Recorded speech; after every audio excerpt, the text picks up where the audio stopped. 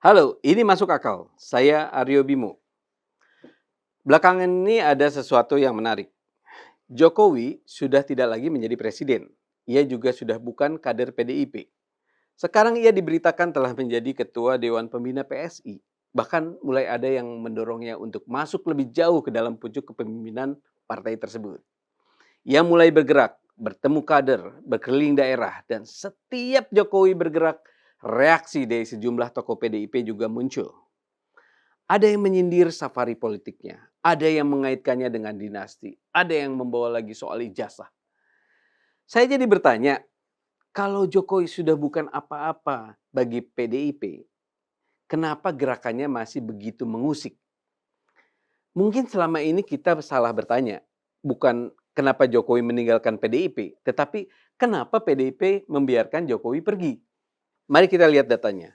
Sejak presiden dipilih langsung pada tahun 2004, PDIP belum pernah memenangkan Pilpres tanpa Jokowi sebagai calon presidennya.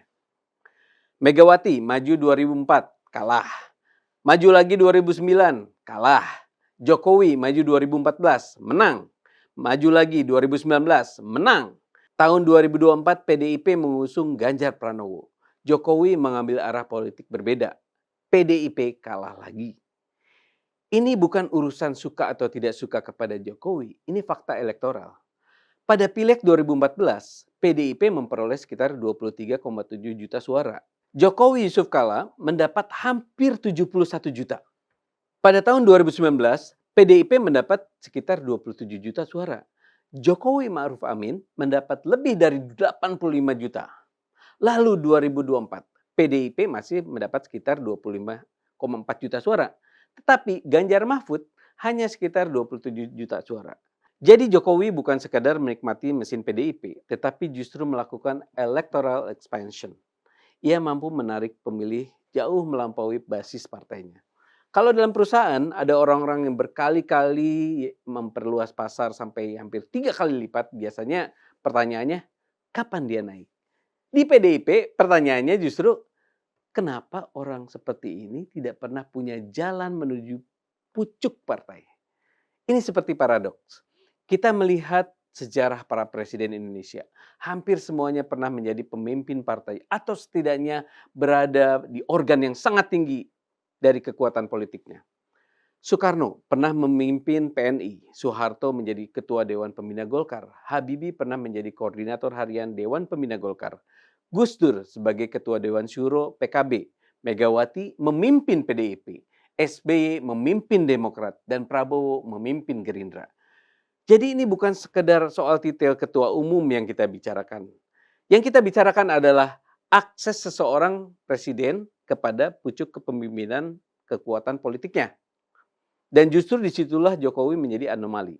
Sepanjang karirnya di PDIP, ia tidak pernah menjadi ketua umum, sekjen, atau menduduki pucuk pengambilan keputusan partai. Padahal ia 2 kali menjadi Presiden Republik Indonesia. Yang justru terus melekat kepadanya adalah istilah petugas partai. Padahal disinilah batasnya harus jelas. Partai mencalonkan seseorang, tetapi rakyatlah yang memilih. Begitu seorang kader menjadi wali kota, gubernur, apalagi presiden, ia bukan lagi sekadar milik partainya. Presiden bukan bawahan ketua umum partai. Gubernur bukan bawahan ketua partai di provinsi. Bupati atau wali kota bukan bawahan ketua cabang. Partai politik sangat penting, tetapi partai bukan cabang kekuasaan negara.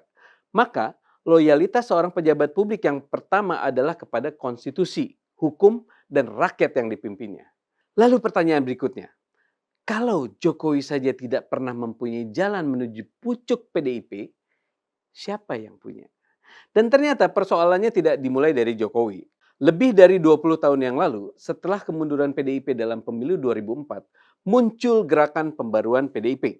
Di sana ada nama-nama seperti Laksamana Soekardi, Arifin Panigoro, Roy Bebe Janis, Sofan Sopian, Pius Lustri Lanang, dan tokoh-tokoh lain.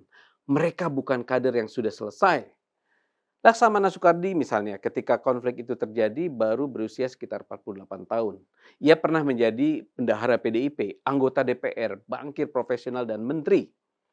Mereka mendorong evaluasi, reorganisasi, revitalisasi, dan pembaruan kepemimpinan partai. Ujungnya, sejumlah tokoh gerakan pembaruan itu dipecat dan kemudian mendirikan kendaraan politik lain. Jadi pembicaraan tentang ruang pembaruan di PDIP bukan baru lahir gara-gara Jokowi.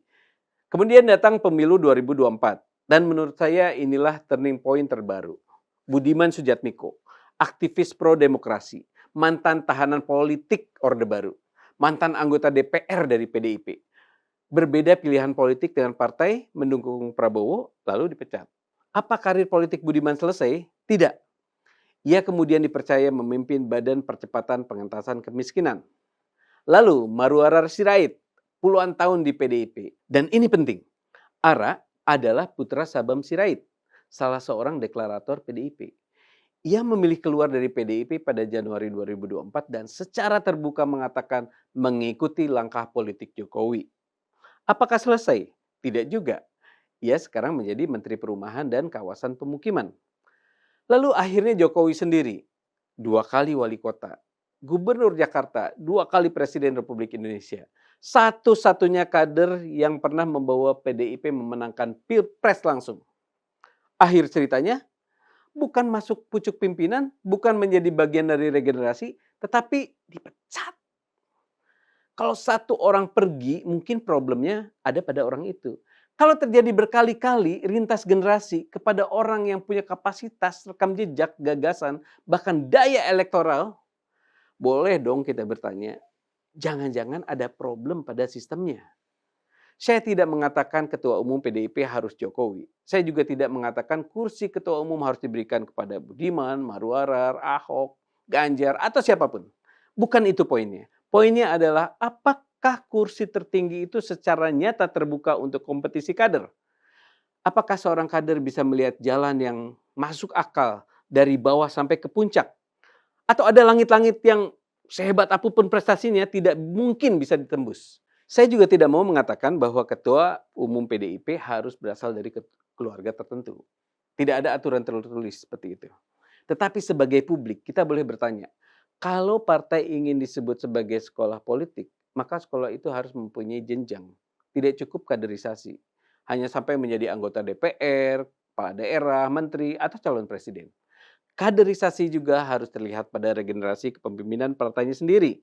Sebab kalau orang-orang terbaik dalam organisasi melihat bahwa pintu paling atas selalu tertutup, lama-lama pertanyaannya bukan lagi apakah saya loyal kepada partai, tetapi apakah saya masih mempunyai masa depan di sini. Itulah mengapa saya melihat 2024 bukan sekadar pecah kongsi antara Jokowi dan PDIP. Ia mungkin adalah gejala dari persoalan yang jauh lebih lama. PDIP pernah punya kader dengan daya elektoral yang luar biasa, pernah punya aktivis dengan basis ideologis yang kuat, dan punya teknokrat dan intelektual yang hebat. Tetapi sebagian dari mereka justru menemukan ruang politik baru setelah berada di luar partai. Dan sekarang ketika Jokowi bergerak di ruang politik barunya, PDIP masih terus bereaksi.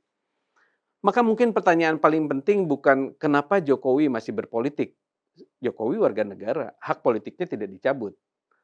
Pertanyaannya justru kenapa mantan kader yang sudah pergi masih begitu penting bagi PDIP? Mungkin karena sejarah elektoralnya terlalu besar untuk dilupakan. Jokowi sudah keluar dari PDIP. Tetapi mungkin PDIP memang belum selesai dengan Jokowi. Dan saya tutup dengan satu pertanyaan sederhana.